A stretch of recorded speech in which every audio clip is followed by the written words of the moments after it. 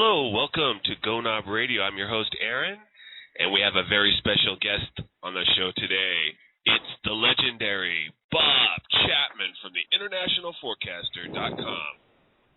Hello, Bob. Hi there. Glad to be back. Happy Monday. Yay, silver! Woohoo! Yeah, last I saw it was up 157, and that must be in the access market. But early this morning, I was tracking it from 4 to 6:30, and it held up pretty well. At 4, gold was up 14.50, and silver was up 117, and around 6:30 Eastern Standard Time, gold was up 13.60, and silver was up 114. But I haven't looked at it for a while because I've been busy doing emails, and you might have holidays, but we got plenty of emails. So when it comes by, I'll give you the latest, but it's going to be interesting to see how gold and silver open tomorrow, which is the first day of the week, a 4-day week. And if silver holds its gains of today or goes higher, I imagine that, number one, it will be recognized as a major breakout for silver, probably go to 37 to 40, somewhere in there, and gold will move right along with it. The corrections that we've had from the 1432 level were corrections that were masterminded by the United States government, and no matter how hard they try, they are not going to, on a long-term basis, keep gold down, because gold is the object, like commodities are, and silver, as a place to go when a flight to quality is needed. See, all the currencies in the world are down versus gold and silver, and that's over the last 11 years. Now, the figures for the last 10 years are, on average, 9 major currencies are down an average annually of 15.25% versus gold and 20.38% versus silver. So the trend is your friend. And if you have money to invest and you want to protect money, wealth, whatever you want to call it, you want to own gold and silver coin and shares. And the biggest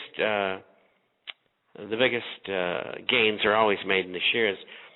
Back in the 1930s deflationary depression, the gold and silver shares went up over 500%.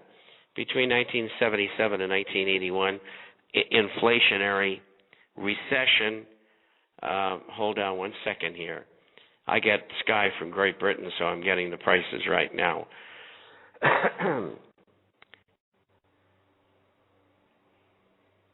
The outside market's up 18.40. That's April. And silver in the March month is up 157, $1.57. Ooh, my God! So it's doing very well. But anyway, getting back to 1967 to 1981, the gold shares went up 40 times. That's 40 times what gold bullion did. And it's going to happen again. Not maybe 4 times, 5 or 10 or 15. Whatever it is better than what bullion will do. And incidentally, those of you who would like to get my latest stock release and the other releases that I've got out, we'll send them to you along with a copy of the forecast by email. And that address is Bob, B-O-B, at INT FORECASTER.com. That's Bob at intforecaster.com. And I've been in these markets for over 51 years now. And so I got a pretty good handle on it. And for 28 years, I was the world's largest stockbroker in gold and silver shares. And I own my own brokerage firm as well. And so I've been around Wall Street for a long, long time. Can I ask you, Bob, with respect to the shares, are there still some values out there that have decent PEs, below 20, I guess, or are they all already all pumped? The people who look at, the analysts, economists who look at gold and silver shares today don't know anything about them, and it's unfortunate. And you cannot use price-earnings ratios, because the reason is, if gold goes from 1,000 to 2,000, or 2,000 to 3,000, tickets are probably going to go up, but incrementally, 10, 15% max. But the amount of gold money that they're getting from the gold that they're mining is going up exponentially. And so you can see stocks like I saw during 77, 81 time frame. Many stocks went from 50 cents to $50, and some of them went to $300 or $400. And that's a fact. And so the big money is made in the shares, and they are way underpriced. I'll give you one that I've been following since 1965. And the management is very good friends of mine. I've known them for over 25, probably 28 years. And it's the finest gold silver stock company in the world. And they have mines in safe places. Right now, they should be selling for, in my mind, is probably the top professional on stocks in that venue, should be selling for about $170 a share, and is selling for $100, because your government has been manipulating the market since 1988, trying to keep these stocks down. Now, they really didn't get into gear until about 13 years ago. And I wrote an article about the manipulation that was going on by the government in August of 1988. And at that time, I didn't even know the manipulation was going on officially. I didn't find out until some years later that this executive order, the President's Working Group on Financial Markets, which was signed by Ronald Reagan when he was in a state of dementia, was probably one of the worst things he ever did as president, because it allowed the Treasury and the Federal Reserve to manipulate any market they wanted in the world. Now, I know that's incredible, but that's what the rules are. But the problem that they've got is they don't have the gold and silver to do it with. In fact, we don't even know how much gold Fort Knox and what's at the Fed and up at West Point. We don't even know how much they have. They haven't been audited since 1954. So they may have none, as far as we know. So any manipulation they do nowadays is short-term. Like last week, they blasted the shares, even though gold was going up. This week, they'll be back up again. They can't keep them down. I even saw J.P. Morgan shorting Chase. The shares then.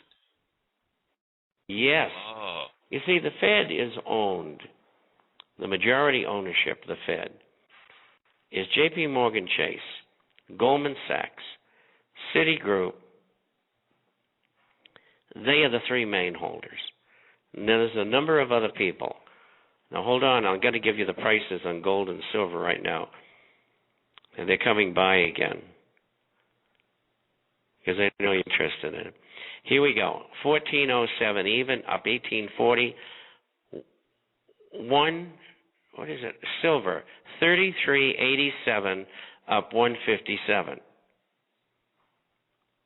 33.87. Getting back to what we were talking about.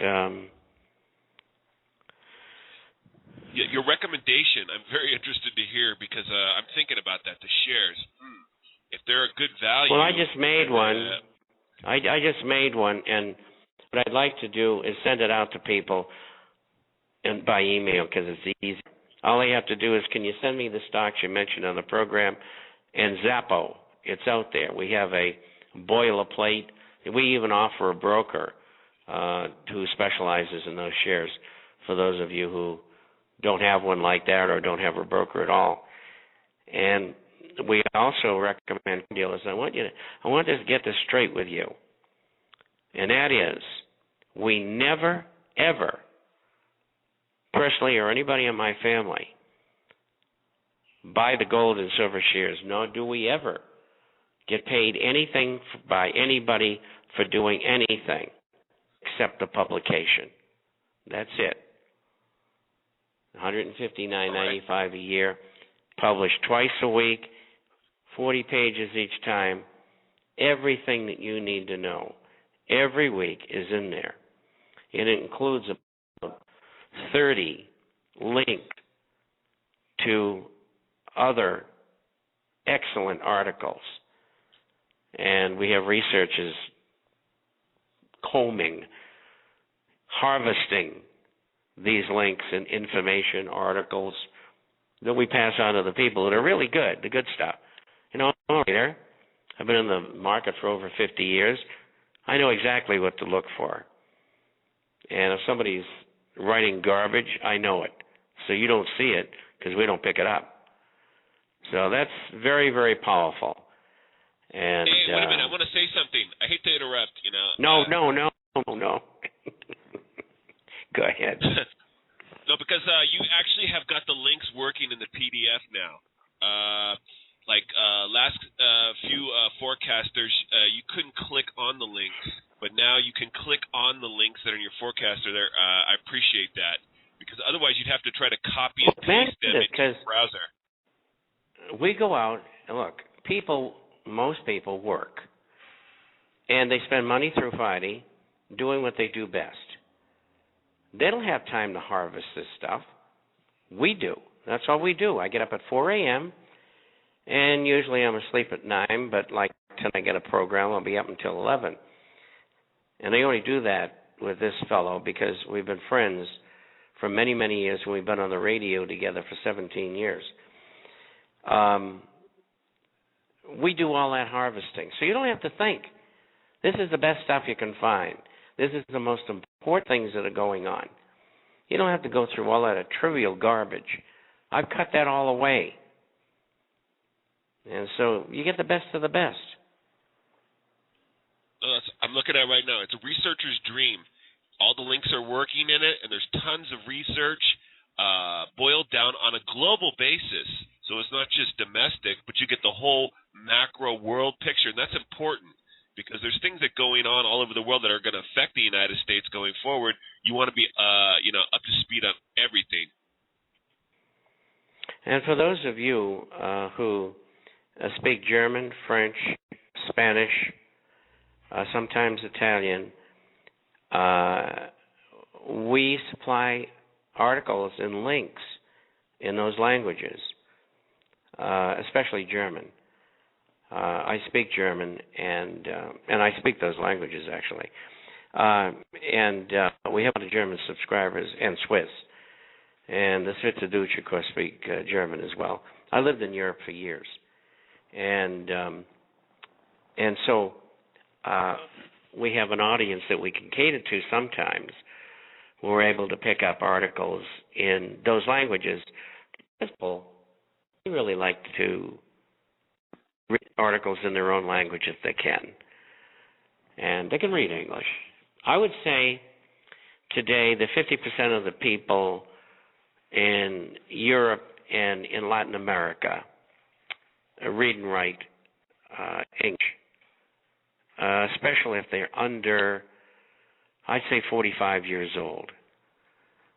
I mean, I live outside the country, and I'll go to a restaurant, and there'll be a family sitting next to us, and they'll hear us talking, and they'll say, "Oh, we speak English. Can we talk to you?" They want to practice, of course. And I said, "Okay, sure." That's why my Spanish stinks, because nobody wants to speak Spanish. They don't want to speak English. But the point here is that the world is becoming very, very much closer.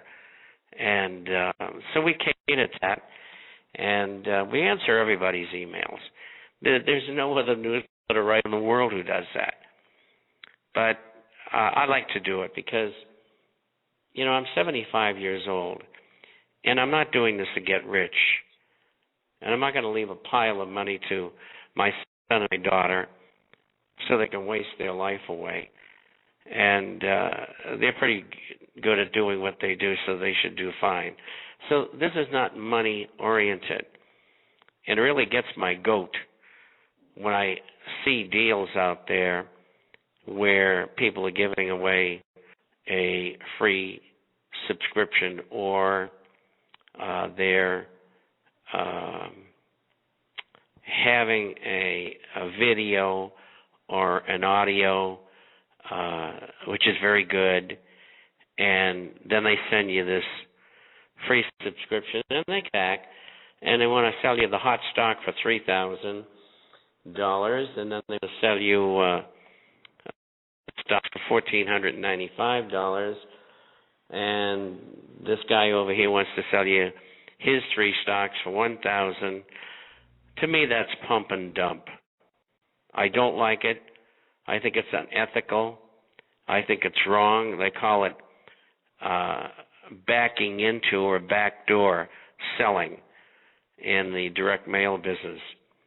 And I've been around long enough. Nothing escapes me. And I feel put out when I see these kind of things. Because here I get on the radio and say, "Hey, you want them? Send it to me. I know more about this than anybody in the world. So just send me an email. I'll send them to you. Hopefully you become subscribers. If you're smart, you'll become a subscriber. You'll know everything that's going on. And you'll know when to get out of your positions, because someday you are going to sell them." So it's something to think about. Okay. What are your reflections on the goings on today? Basically, all of the Middle Eastern countries are being stimulated to revolt. I don't know if it's CIA, Mossad, MI5 that's behind all of this. If Saudi Arabia doesn't go with the whole kit and caboodle, then I'm going to think it is, because Saudi Arabia made an agreement, from my research just recently, to agree to trade their oil only in dollars. So if there's a revolution there and they stop trading oil in dollars, then everything's off the hook finally. But if that's Saudi Arabia remains the only country untouched by revolution, as we see going happening right now, then I'm going to think this is a CIA op all the way. What do you think about what's going on there? Well, first of all, I've not heard that the Saudis are selling oil in another currency other than dollars. Iran does. Okay. And that's one of the reasons I've always wanted to go after Iran. And previous to that, for 2 years, Iraq did, until they invaded the country and hung the man who led the country. He used to be the partners with the Bush family. I mean, these people are monsters, all of them. And the way it's playing out here is this. When I first saw what was going on a month ago, and I saw Tunisia go down, I know right away it was a CIA operation. Because, I worked in counterintelligence. I'm not stupid.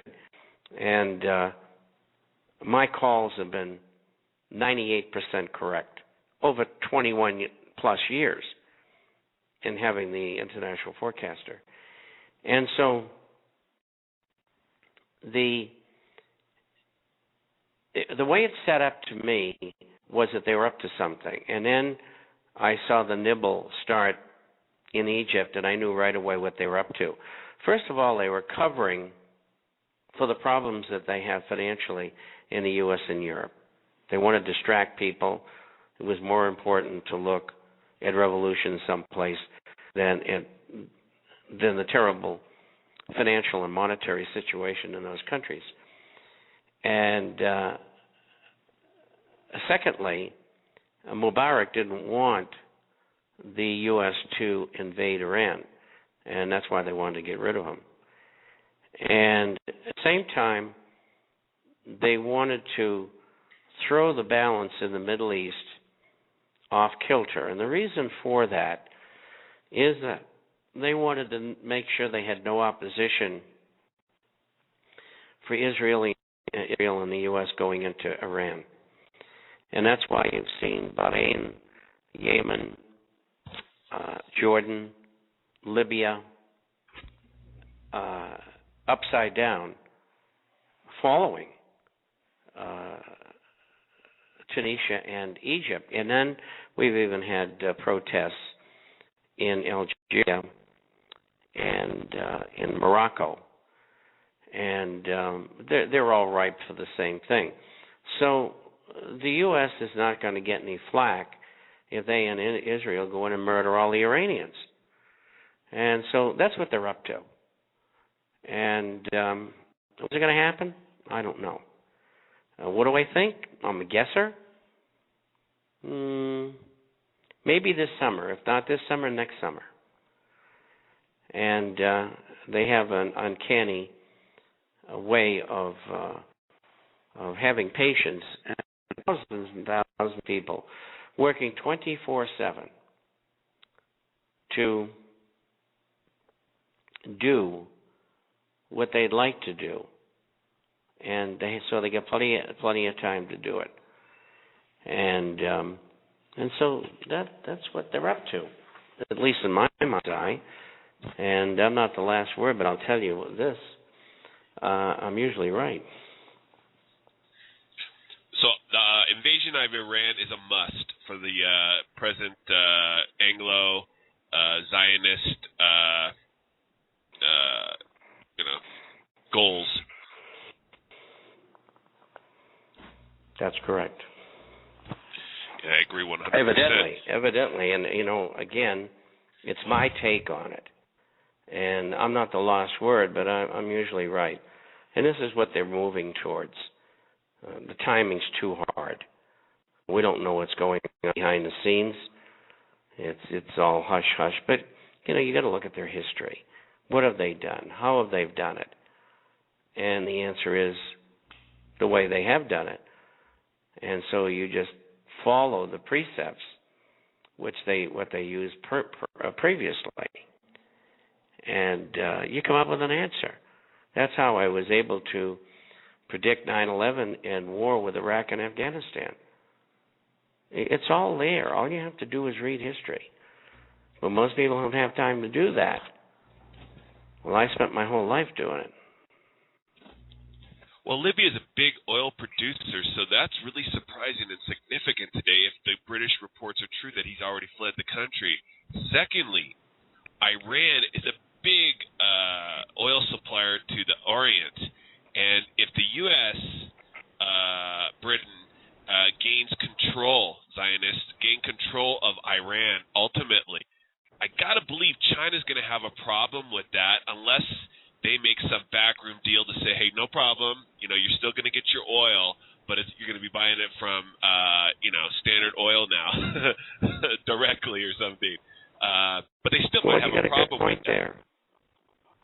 No, you got a good point there. That who knows what kind of agreements they've made.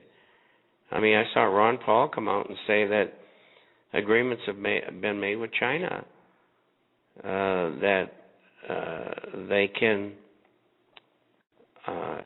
take possession of U.S. properties for the bonds that they have. I mean, this is Ron Paul. He's a congressman. It's not my thinking. I mean, I didn't have that to say. He did, which makes it very powerful. Oh, yeah, that's really scary, man, that they've sold out the country to the It's very scary. Can you imagine they would do something like that? They being the Hillary Clintons of the world, who are members of the Council on Foreign Relations, the Trilateral Commission, and the Bilderberger Group. These people want world government. These people want to enslave you. These people are giving your country away, giving it away on debts that they incurred because they own the U.S. Congress, or at least 95% of it. They're paying everybody off. It's just incredible. And they get away with it. And the public doesn't even understand. Now, that's why I spend so much time on radio, so people will know who is doing what to them and why. Excuse me, do you have any thoughts or any ideas on Kuhn Loeb? Of course. I mean, it's not. They were just another stock brokerage firm that, in fact, I at one time used to work for Loeb Rhodes, and so I know a bit about the families. But they were turn of the century. That would be the turn of the 20th century. For almost 100 years, they were powerful firms on Wall Street. And they would be considered equal to today Citigroup and Goldman Sachs and J.P. Morgan Chase. Dillon Reed was a firm too, and you got to remember I spent years in the brokerage business, so I knew all these people. Dillon Reed used to be kind of the favorite for sending people for Washington and the Federal Reserve, along with J.P. Morgan Chase. Goldman Sachs got into that powerful position when Dillon Reed bowed out during the 1960s. But I know lots about all the families and everything. Okay, thank you. Because in my research, Brown Brothers Harriman and Kuhn Loeb are coming up a lot, and so it's like to hear your thoughts on that. It's interesting that those two would come up, and I'll tell you why. During the period of World War I, Morgan and Morgan Stanley didn't exist at that time. They didn't be until the 1950s, and Morgan, and you got to love this. Just show you what criminals they are. Morgan and Kuhn Loeb sold German bonds about 3 or 4 or 5 months before war was declared with Germany, and they knew. And this was 1917, I think it was. They knew the U.S. was going to be in the war. And they sold them anyway. It just shows you how corrupt and mercenary they are. And, of course, the people who bought them raised heck. And there were a lot of people in America at that time who, the families in the last 75 years had come from Germany or Europe. There was great wave of people who came over. The Germans didn't come as mercenaries during the American Revolution to fight in behalf of King George. After that, most of those people stayed in America. They didn't want to go back to Europe. And a lot of them were Polish, what we would call Polish today, which was part of that empire at the time. And so what happened was there were a lot of ethnic Germans said, we'll buy those bonds, not thinking that there might be a war because they were not privy to the information that Wall Street had. And so it's a classic case of thievery. And during the Second World War, I should say, especially during the 1930s, Harriman and Averell Harriman and his firm were very much involved, not only during the 30s, but through the Second World War, with a number of German firms, and they helped finance Adolf Hitler. And it wasn't only Harriman; it was the Bush family and that whole gang that came together during the 30s, and they were instrumental in the rise of Adolf Hitler.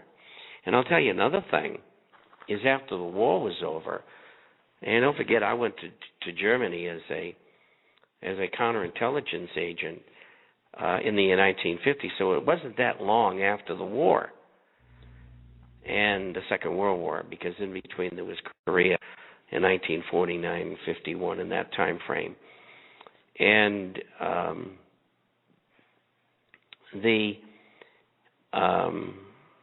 what was I going? I sidetracked myself there.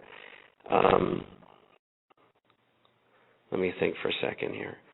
And so after the war, we had what was called the Nuremberg wartime trials, and it was adjudicated in 1947 that in 1948, Krupp and Thyssen, the two great steel makers, who were giant backers of Adolf Hitler and partners with Harriman and that gang, they were to get rid of and break up their companies and sell them. Needless to say, it never happened. Interesting. Okay, so for their part in the Nazi regime of World War II, they were supposed to break up and sell just so they wouldn't be able to theoretically marshal another industry-type maneuver to build up again. And they just said, well, that just never quite happened. Interesting. It was just a scam. Just a scam. Horrible. Absolutely horrible. I mean, these people were monsters. And, of course, I don't have to convince anybody that Hitler was a monster. We might call Mussolini a semi-monster, and we can call Joe Stalin one giant monster. Exactly. He was this guy was an animal. If you think Hitler was bad, this guy was 10 times worse. And then after the war was over, the Chinese did away with 70 million of their own people under communism, and they were set up in communism, in power, by the United States government, just like the government after the Second World War was set up in Japan. And that's a beautiful story. I'll tell you, the book called Gold Warriors, and I forget who wrote it. It's in my office. Anthony Sutton, isn't it? Oh, no, that's not. I see. No, okay, Sutton didn't write that. Okay. Gold Warriors. In fact, do you have any breaks on your program? I'll go and try to find the book. And what was it? Peggy? I can't remember their last name. It's a wonderful book.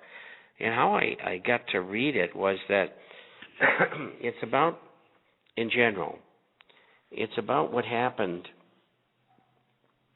after the war was over. The Japanese had taken all the loot that they had stolen, and goodness gracious, they stole everything that was even nailed down. I mean, these people were animals. Hold on. Oh, jeez, I missed it. I'm writing down the clothes. And they hid the gold in all of the other things, diamonds and antiques, and they were hidden in caves underground in the Philippines. Well, Marcos knew all about it because he was there. He became the president and was in office for a long, long time. And so I was asked by a group of people who were counterintelligence people. The year, I think, was 1981-82. And they asked me to go to the Philippines on this thing and work with them on recovering some of the gold that hadn't been recovered. Well, most of the gold had been previously recovered in other things. Wealth, we'll call it. And a deal was made with the Japanese. You tell us where it's all at. We'll collect it. And we'll give you half of it. This is a deal. Came out years after the war was over. But you're going to do what we tell you to do. And we'll keep you in power indefinitely. I mean, in Japan, only one guy was hung. Tojo. And the Emperor Hirohito. He could no longer be the Emperor of Japan. Those were the two give-ups for the Japanese. After they had unmercifully murdered millions and millions of people throughout Asia, looting it. It was a looting expedition. Most people don't know. It started in 1930. I mean, this was nothing new. I mean, they'd been going at this for 10 years before the Second World War started. And that's how I found out what was going on. When I went into counterintelligence, the first thing that I found out was that during 1937, the British MI5 cipher breakers had broken the Japanese diplomatic code, and almost simultaneously, the American naval intelligence broke the Japanese diplomatic code. They knew everything that the Japanese were doing, what they were planning, the whole ball of wax, so to speak. So when they knew the Japanese were thinking about war, they just lined all the ships in Pearl Harbor and said, come on in and bomb them. It wasn't quite that way, but that's essentially what it was. And when I saw that, as a young man, I said, these people are not what they seem to be. We have been badly misled in America by our leadership. And then so I went on a binge investigating all those kind of things for years. And that's how I know so much about all this stuff. One event, one guy, they should have never put in counterintelligence. Made a big mistake. Because I'm not on their side. I'm against them. Because what they're doing is evil, and it's wrong. And the people on the face of the earth don't deserve to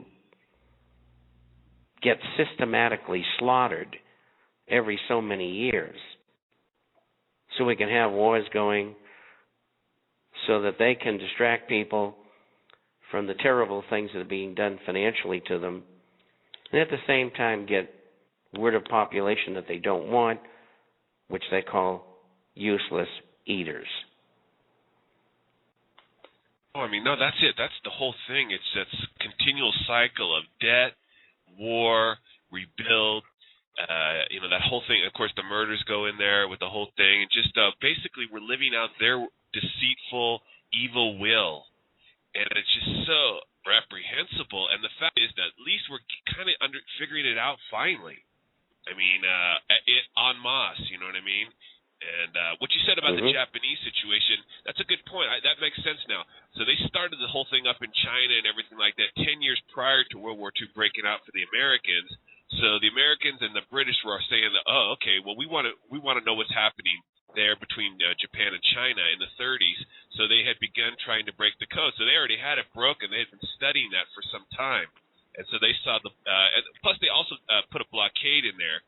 Against Japan, a naval blockade, so that pissed off the Japanese too. So they know that they had to believe that kind of activity could, provoke a response from the Japanese.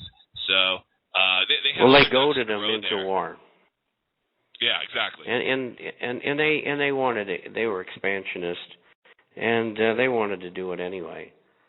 And there's a lot more to the story than I've talked about, but.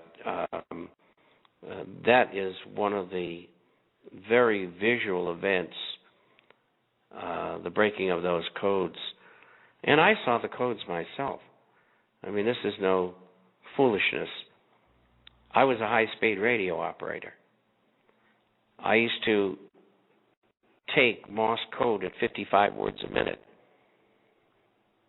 Can you imagine that? You have to be young to do that, incidentally. And I do it sometimes 12 to 18 hours straight. And but I actually saw the code breakdowns and everything. And so I know what happened. And that's what changed my whole life. That's why I went off in the direction I went in. The antithesis of what they were doing all those years. And it's a wonder they didn't kill me. I mean, some of the stuff that I've written and uncovered, they can't be very happy about. And I've had other intelligence types tell me that they didn't take you out because they still think you belong to them. And that's probably the thinking. But I don't put myself in harm's way. I avoid it. I don't like having to shoot back. Do you want to expand upon that little last segment there, that last sentence? Well, when people come to find you, it's usually to do harm. And I've always been armed. And I always will be. And I'm an expert. Of course, if 23 people come after me, I kill all. But they'll know that they had a gunfight. And I was trained for that. So you don't forget that stuff. It's like riding a bicycle. You don't forget how. And so, but I don't want to confront them. I do enough of it in print and on radio. And so if they're willing to allow me to continue, that's fine. But there will come a time when they make their moves that they will not they cannot afford to leave people like me around. They've got to get rid of me. And maybe I'll be dead by then. Who knows? Old people die, you know. You're kind of like in exile, so that usually is what they are willing to settle for. A person, there's other people that are I'm glad to hear. I think how that's how I look about it. But their focus right now is to secure the Middle East for two reasons. I used to always say it's for Zionism, for the state of Israel, but you have to work into the fact that they want to control Central Asia and the Middle East oil and gas deposits, so they can distribute it as they see fit, and it's a great power play economically and everything like that. And it can play havoc with the Russian, the SCO, the Shanghai Cooperation Organization's, alternate plans of world conquest. So that's what I think their whole focus is. So they're going to let all this other stuff kind of go by the wayside. That's where the focus is clearly, and I think that's what's playing out right now. The complete destabilization of the region. And what I had talked about before my show was the whole issue of the Gulf of Aden. We had a previous guest, Aaron McCollum, who says he's an MK Ultra victim or something. But he always was talking about the Gulf of Aden. He was pointing out that there's no ship traffic allowed in that area. And it's important. I looked at it and I thought, well, he's onto something there. And you see now with the Iranian ships going to Suez, where are they going? They're going into the Red Sea. And where does the Red Sea? Well, you can make a U-turn and up and get into Israel if you want to, the other side of the Sinai Peninsula, or you could come down the Red Sea. So it is a great, in the game of Risk, that's a good place to, have a control mechanism right there, because it's a key area, the other side of the Saudi Arabian Peninsula. So, it's just part of the whole thing. Okay, I want to ask you another question. Well, I think that's good thinking. It's good thinking. All right, here's what I cannot figure out. I'm figuring that most of these rich elites who have, translated these trillions of dollars off to their offshore accounts, etc., or just whatever, holding it, if the dollar goes down and becomes devalued, then they take a huge loss.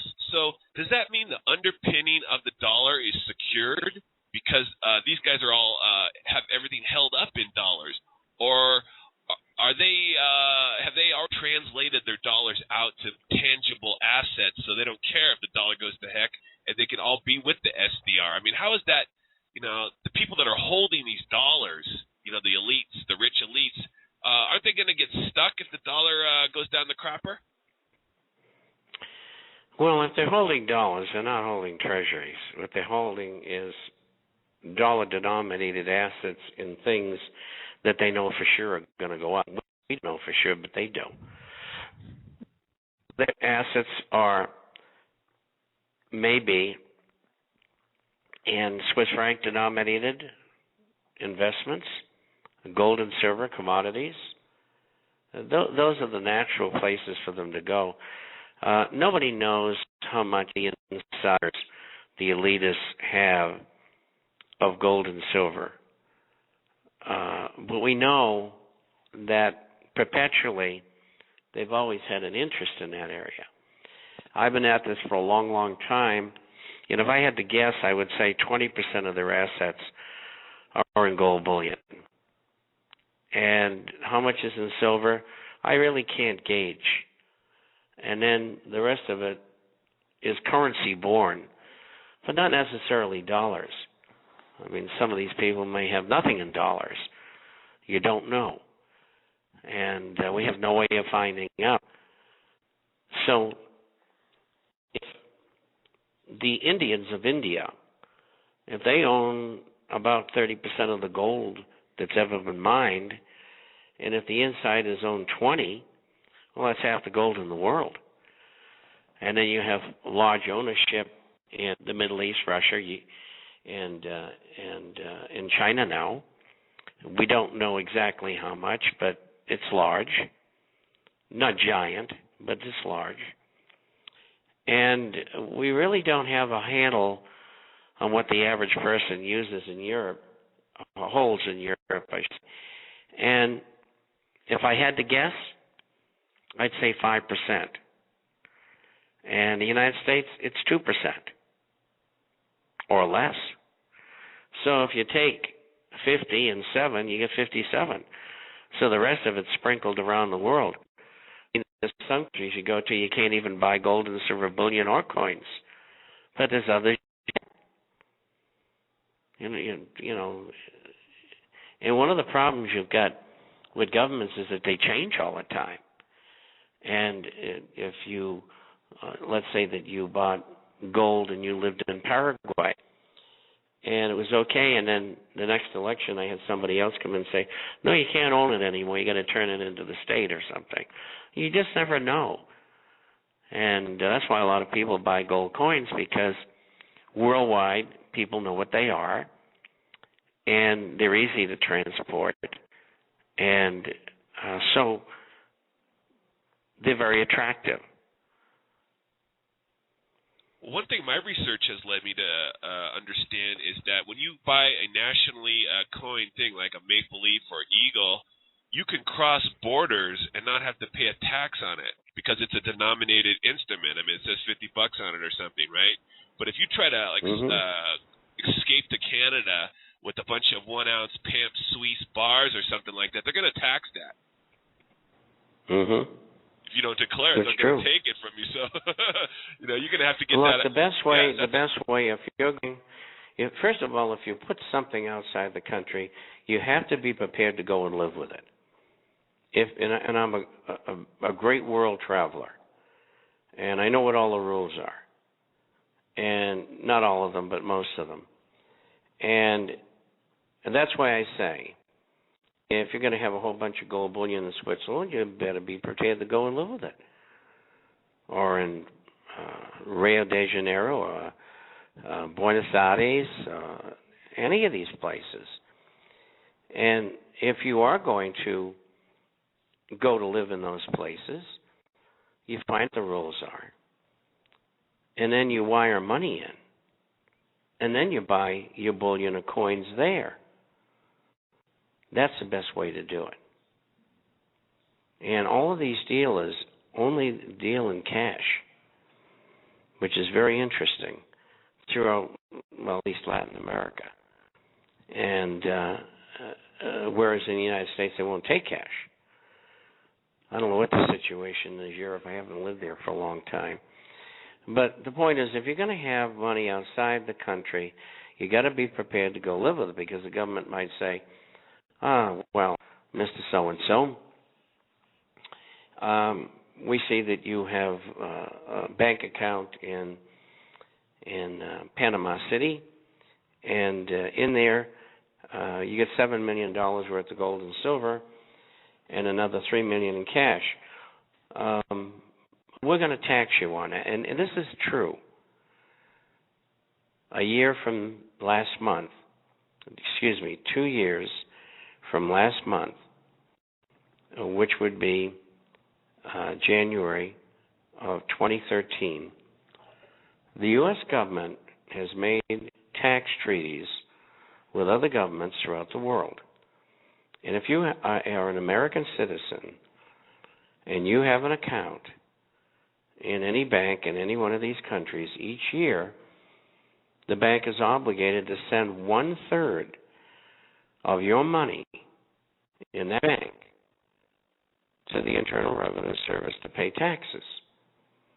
Now, if you don't owe any taxes, well, you get your money back.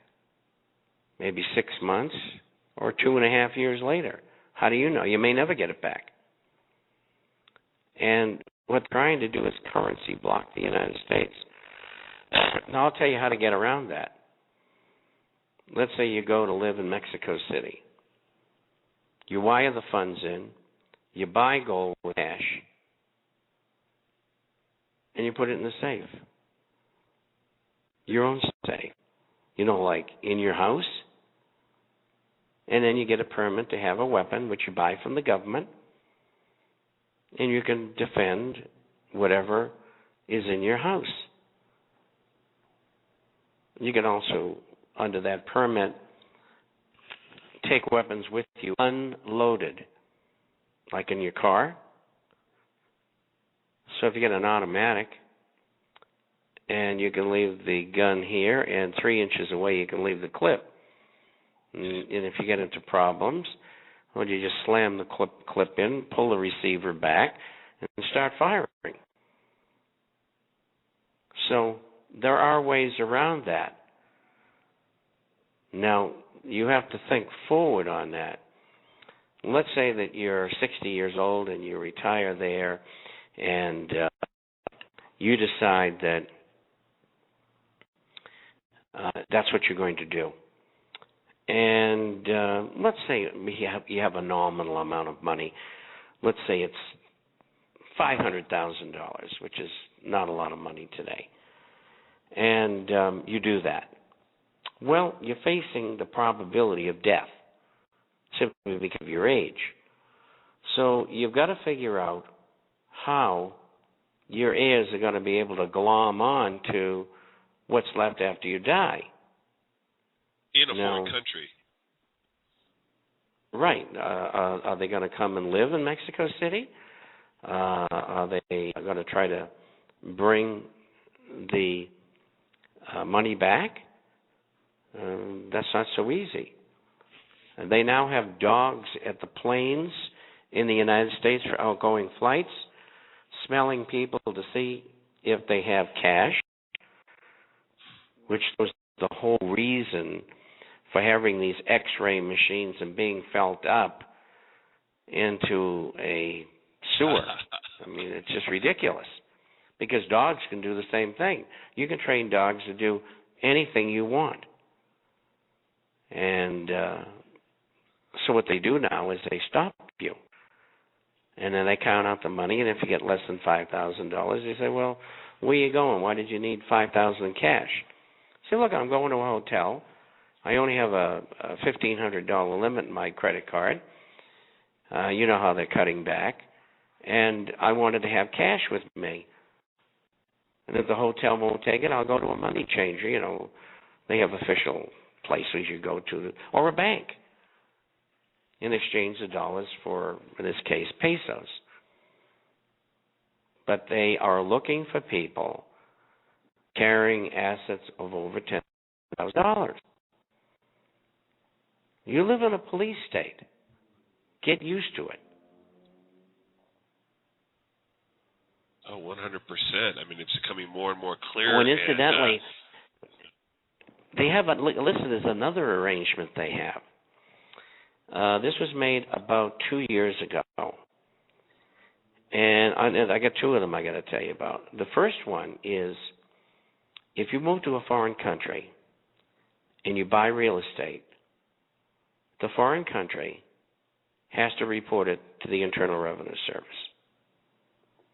And that's a fact. Number two, in 1996, there was a law passed that said if you give up your American citizenship, the United States government has the option, doesn't say that they have to or don't have to, they have the option of charging you taxes for 10 years after you give up your citizenship. Now, how's that? And that's a law. I'd never heard that one before. Wow. Well, that's why you have me on the program. I have a compendium of knowledge here that almost nobody else has. So they do all this because they want to know where your money is. They want to control it. They want to steal it. They're nothing but a criminal syndicate. And you people got to get that through your heads. Criminals. Well, anyway, we're coming to the end here. We got a couple of minutes. Can I tell the people again about the publication? Please. The International Forecaster is about business, social, and political issues all over the world. Published by email Wednesdays and Saturdays, about 40 pages each time. A hard copy goes out twice a month for those who are not on the Internet. Everything that you need to know is in that publication every week. Get a free introductory copy by going to theinternationalforecaster.com. The International, FORECASTER.com. You can also go to www.intforecaster.com. That's intforecaster.com.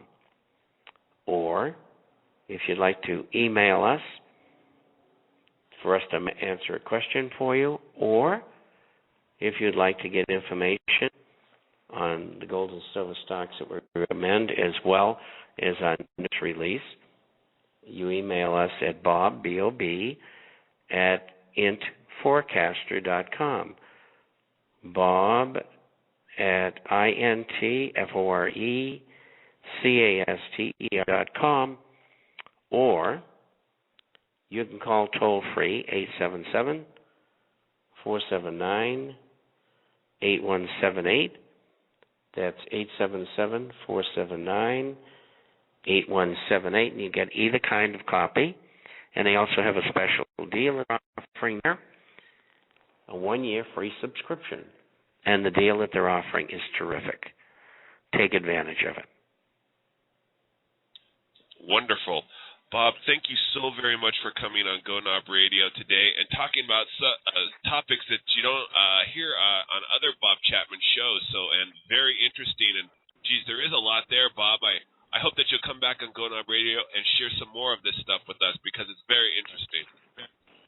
Well, just let me know when. Thank you very kindly, Bob. Okay, bye-bye, and thank you all for listening. Thank you. Bye-bye, Bob.